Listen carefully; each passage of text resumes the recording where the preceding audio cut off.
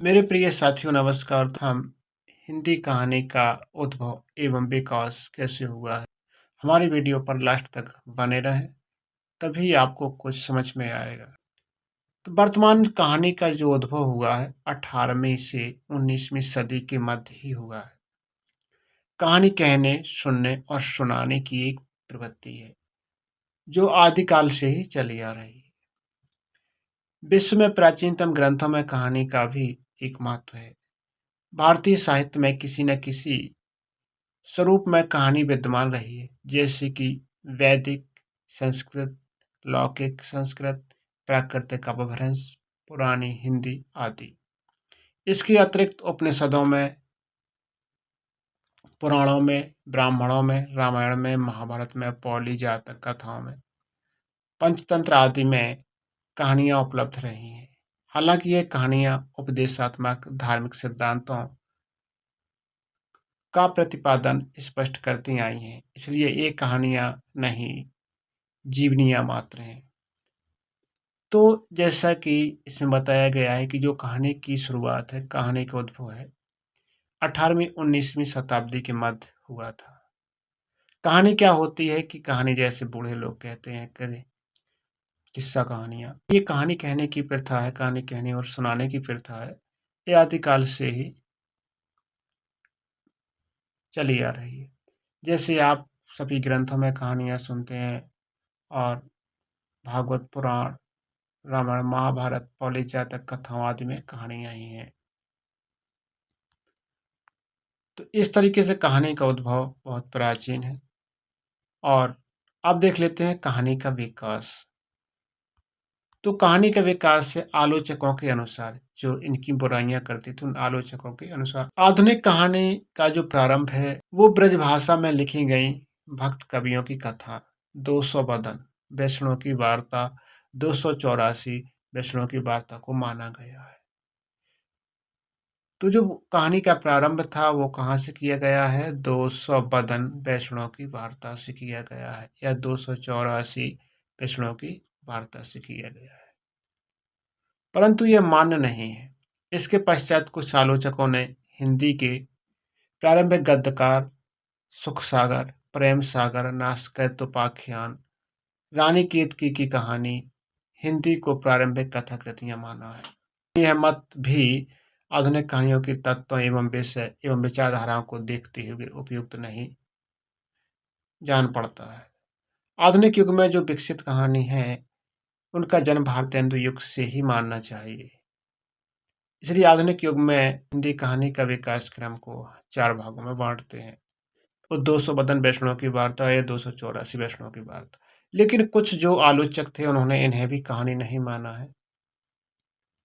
फिर भी हिंदी के प्रारंभिक में गद्यकार सुखसागर, प्रेम सागर, नास्केत, रानी केतकी की कहानी आदि को प्रारंभिक कहानी माना गया है, लेकिन कुछ आलोचकों ने इसे भी नकार दिया है। अब हम देख लेते हैं कहानी का जो विकास है 4 भागों में बांटा गया है। तो कहानी का विकास क्रम इस तरीके से है। पहला है भारतेंदु युग, फिर द्विवेदी युग, प्रसाद या प्रेमचंद युग और वर्तमान युग। भारतेंदु युग। तो भारतेंदु युग में जो कहानी लिखी गई है, एक अद्भुत अपूर्व स्वप्न को प्रथम कहानी माना गया है। यद्यपि कहानी कला की दृष्टि से इसे भी अपरिपक्व माना गया है। इस युग में एक अन्य कहानी है, कहानी टका कमानी, देवरानी जेठानी की कहानी। इसके जो रचनाकार हैं गौरी दत्त शर्मा है। उपदेश प्रधान कहानियां हैं। तो भारतेंदु युग में जो कहानी लिखी गई हैं, जो एक अद्भुत अपूर्व स्वप्न जो प्रथम कहानी माना जा सकता है, कुछ आलोचक हैं उन्होंने इसे भी कहानी नहीं माना है। और अन्य कहानी भी हैं जैसे कहानी टका कमानी और देवरानी जेठानी की कहानी। इस तरीके से ये कहानियां भारतीय युग की हैं। अब हम देख लेते हैं द्विवेदी युग की कहानियां। तो द्विवेदी युग में जो कहानी का विकास है, इसका सबसे बड़ा योगदान रहा है।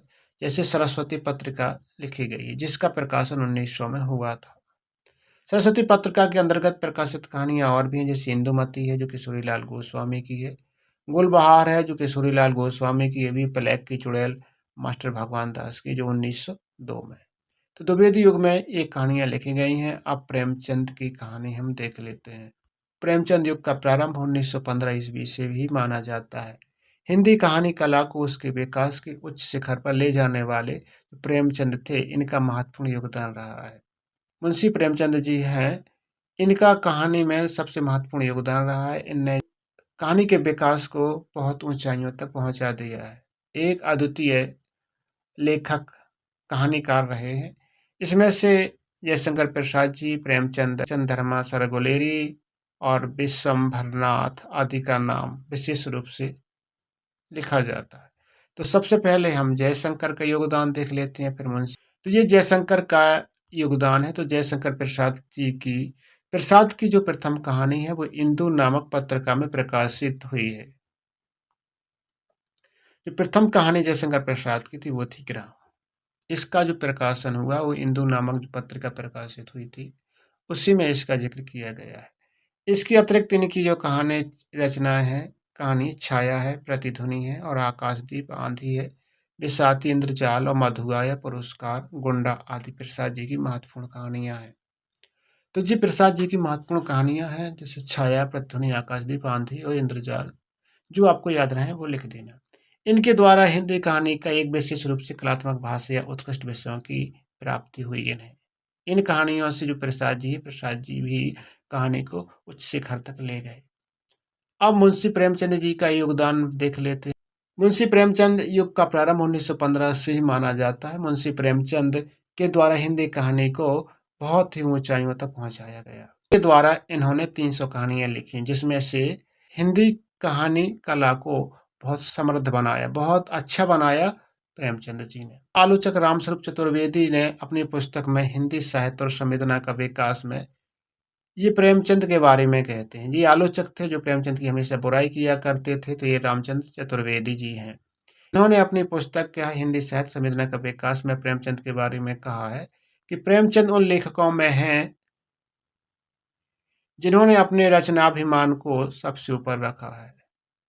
अब इन्होंने कहा कि जो प्रेमचंद जी थे, इन्होंने अपनी जो रचना है, इन्होंने 300 रचनाएं की हैं, तो बस इसी अभिमान को ऊपर रखा है। किसी प्रकार के आर्थिक, राजनीतिक, सामाजिक दबाव को उन्होंने कभी नहीं माना।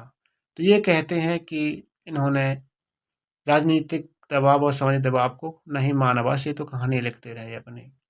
प्रगतिशील लेखक संघ के जो प्रथम अध्यक्ष पद से बोलते हुए 1936 में उन्होंने 2 टूक शैली में कहा था कि वह देशभक्ति और राजनीति के पीछे चलने वाली सच्चाई भी नहीं है, बल्कि उनके आगे मशाल दिखाते हुए चलने वाली सच्चाई है। नेक्स्ट हेडिंग है कि वर्तमान युग। हिंदी कहानियों का वर्तमान युग जैनेन्द्र जी से प्रारंभ होता है। तो जो हिंदी कहानियों का जो वर्तमान युग है वो कहाँ से प्रारंभ होता है? तो वो जैनेन्द्र जी से प्रारंभ होता है वर्तमान युग। इस युग में जो कहानियां भी बदली हुई प्रवृत्तियों के अनुरूप आधुनिकता लिए हुए हैं। जैनेन्द्र जी ने कहानियां वर्तमान युग में लिखना स्टार्ट किया था और ये कहानी कुछ अलग ही टाइप की लिखी गई थी, जो मतलब आज के युग के अनुरूप हैं। बदले में इनने दार्शनिकता, गंभीरता, बौद्धिकता और सूक्ष्म मनोविज्ञान, विवेचन आदि को स्पष्ट किया। जैनेन्द्र की जो कहानी है तमाशा, पत्नी, घुंघरू, ब्याह, भाभी, परदेसी, चलचित्र, कहापंथा आदि कहानियां में होते हैं। जैनेन्द्र जी के समक्ष ही ज्वाला दत्त शर्मा की कहानियां भी हैं। भाग चक्र है, जैसे अनाथ है, बालिका है आदि उल्लेखनीय है किसकी? ज्वाला दत्त शर्मा की। अब जनार्दन प्रसाद झा द्विज करुण प्रधान कहानियों के लेखक हैं। इस युग में कहानीकारों में चंडी प्रसाद हृदयेश हैं, गोविंद वल्लभ भाई पंत हैं, सियाराम शरण गुप्त हैं, वृंदावन लाल वर्मा आदि शामिल हैं। इनमें से कुछ कहानीकार को इसमें से हम देख लेते हैं। चंडी प्रसाद हृदय जिस आदर्शवादी दृष्टिकोण के थे, उनकी कहानी के संग्रह नंदन निकुंज और वनमाला आदि नामों से प्रकाशित हुई हैं। इनकी कहानियों में सेवा है, त्याग है, बलिदान, आत्मशुद्धि आदि की उच्च भावना का चित्रण किया गया है। अब गोविंद वल्लभ भाई पंत की जो कहानियां थी वो सत्य पर आधारित थी। इसमें कटुता थी और कल्पना के रंगीन दिव्य इसमें मिलते हैं। प्रणय भावना का चित्रण बहुत अति मधुर तरीके से इसमें किया गया है।